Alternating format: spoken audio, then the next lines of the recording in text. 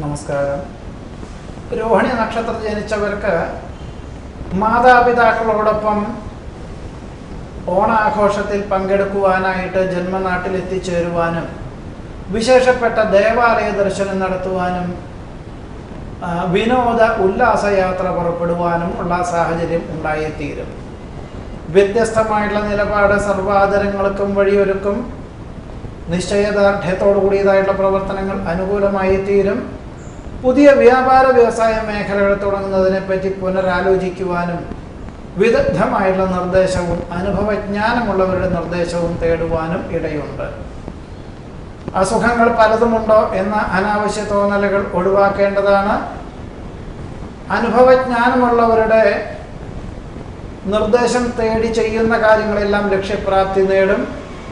അനിർവചനീയമായ മുഹൂർത്തങ്ങൾ അനുകൂലമാക്കി തീർക്കുവാനുള്ള സാഹചര്യം ഉണ്ടായിത്തീരും. സന്ധി സംഭാഷണത്തിൽ വിജയം കൈവരിക്കുവാനിടയുണ്ട്.